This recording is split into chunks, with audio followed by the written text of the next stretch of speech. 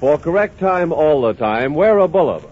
Trade in your old watch. Get a liberal allowance on a new Bulliver. Any Bulliver you choose.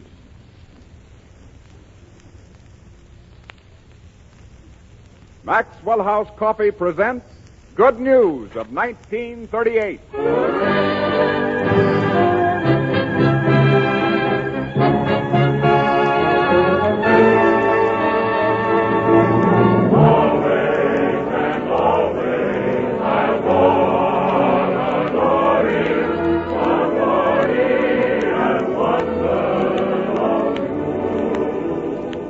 Welcome to another hour behind the scenes in Hollywood, brought to you from Metro-Goldwyn-Mayer.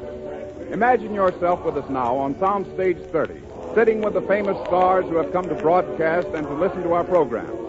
Tonight you will hear Frank Morgan, Fanny Brice, Allan Jones, Maureen O'Sullivan, director Jack Conway, and Meredith Wilson, and anybody else that might happen to drop in. And here's your host for the evening, Robert Taylor.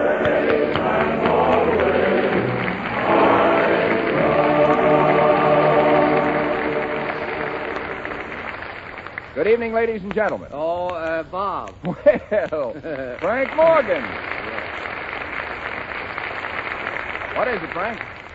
Bob, I just wanted you to know I'm here. I was a little late. I've been trying to hire an orchestra for the house party I'm giving Saturday night. Well, I'll bet that's going to be some party. Hiring an orchestra and everything, huh? Oh, yeah, I always hire an orchestra. Why, at my last party, I had the Philadelphia Symphony, 110 men and a girl.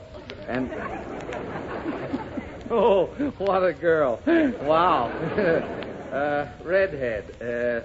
Let's see, her number is Philadelphia... Philadelphia what? Philadelphia, PA. I know my geography. Yes, sir. I get road maps from all the gas stations when I stop for free water.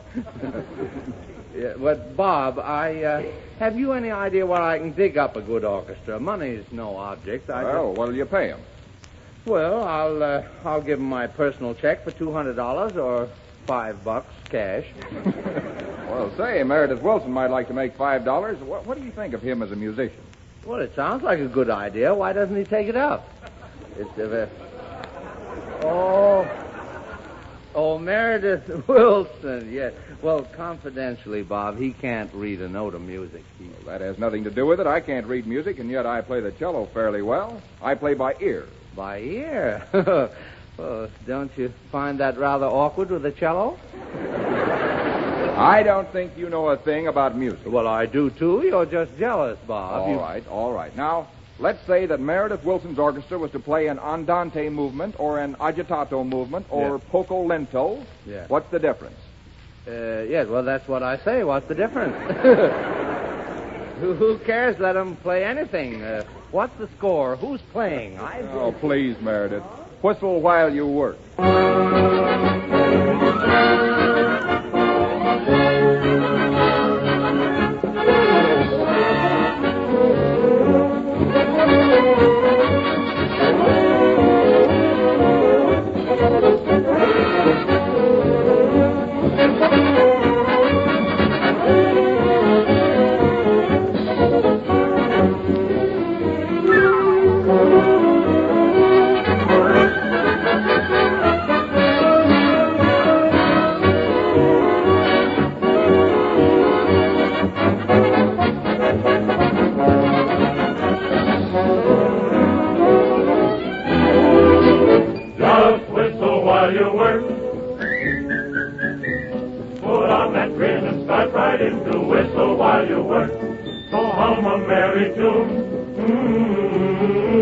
Just do your best and take a rest and sing yourself a song.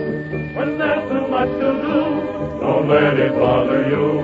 Forget your trouble, try to be just like a cheerful chickadee and whistle while you work.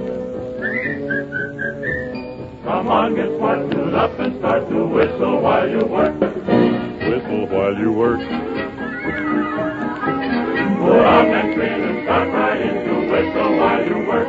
So hum a merry tune. Just do your best and take a rest and sing yourself a song.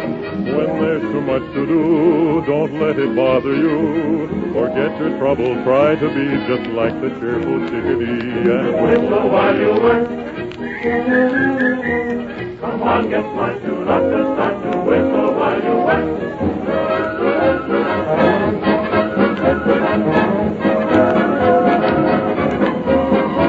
Whistle while you work, you'll never, never shirk. Come on, get smart and do your part with all your heart. Do not just start to whistle while you work. That was grand, Meredith. And incidentally, the song is from one of the grandest pictures that ever came out of Hollywood, Walt Disney's magnificent Snow White and the Seven Dwarfs. It's Walt's masterpiece, and just as fine for grown-ups as for children. And speaking of children, brings me, of course, to that awful little girl who's become such a popular feature of our program. Here she is again with Hanley Stafford as her father, Baby Snooks.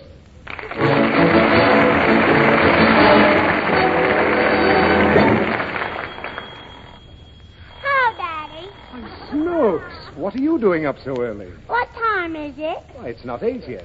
Is it 7? No, it's after 7. Well, 8 comes after 7. I know it does, but it's different with telling time. Why? Because it is. You have to figure with hours and minutes. There? On the clock. Here, look at it. What's those black things? Those are the hands. They point out the time. Where's the fingers? They don't have fingers. I got fingers. I know you have fingers, but those hands don't have any. Well, how can they point? Snooks, they just indicate the time. Now look, every time that big hand makes a complete revolution of the face, Oh, whose face? this face on the clock. That ain't a face. I tell you, it is a face. It ain't got a mouth. Of course not. Has it got eyes? No, and it hasn't got a nose, and it hasn't got ears either. And you call that a face? Yes, Do you feel all right, Daddy? I feel fine. Will you stop interrupting me? All right, Daddy. Well, now look at the clock. The big hand is the minute hand, and the little hand shows the hours. Now, these numbers all around the face each denote a different hour. Are you following me? Where are we going? We're not going anywhere. I'm trying to teach you to tell the time. Now, do you see these numbers on the clock? Uh-huh. The number at the top is 12. When both hands point to 12, it's 12 o'clock. Understand? Uh-huh. Good. Now, what is it when both hands point to 12? I don't know. It's 12 o'clock. Is it? Yes. Oh. Then I'm late for school. Oh, it's not 12 o'clock now. You just pay attention to what I'm telling you. All right, Daddy. Now, each time the big hand moves to another number, that's 5 minutes. And every time the little hand moves, an hour goes. Where's it go? Snooks, that has nothing to do with telling the time. All you have to understand is the movements of the hands. Now, let's see if you remember what I just explained. All right, Daddy. Here, now, look at this clock. Now, you see the little hand is between the 7 and 8, and the big hand is on the 7. Uh-huh. All right. What does the clock say? Tick-tock. Oh, it says 20 minutes to 8. And good heavens, I've got to get dressed and get to the office. Look out, Snooks.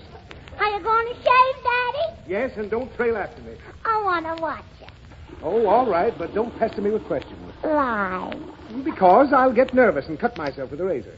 Now, just keep quiet now. All right. Daddy! Ow! Why do you yell like that? See, I've cut my face. Boy, look at that slice. It's a beauty. You like it, Daddy? No, I don't like it. And I want you to let me finish, so don't make another sound. I won't. Remember now, Snooks, this razor's very sharp. Yes, Daddy. And will you be quiet? Uh-huh. Good. Now, just stand there and watch. All right. Daddy! Oh! Snooks, you made me cut myself again. Now, just get right out of here. I'll be quiet, Daddy. Well, you'd better. This razor pulls. What you doing now, Daddy? I'm stropping the razor. Why? Because it's not sharp. Yes, it is. Well, how do you know? Of course, it's sharpened my pencils, all right. What? Now, listen. How many times have I told you not to take my razor from the box? I didn't take it from the box. I found it in the kitchen. In the kitchen? What was my razor doing in the kitchen? Mama was cutting an linoleum with it. Snooks, I don't believe you. Now you're going to get a spanking. Why? Didn't you promise never to touch my razor? Uh-huh. And didn't I promise to give you a spanking the next time you did? Uh-huh. Well, Well, I didn't keep my promise, so you don't have to keep yours. Oh, no, you're not getting away with it this time, young lady. Come over here. There. Simply must learn to behave. There. All right, that's all. Oh, stop it. I didn't hurt you. Now come here and kiss Daddy and say you're sorry. There. That's better. Now, Snooks, I want you to tell me why I punished you. Oh, what's the matter now? That's just it. Just what?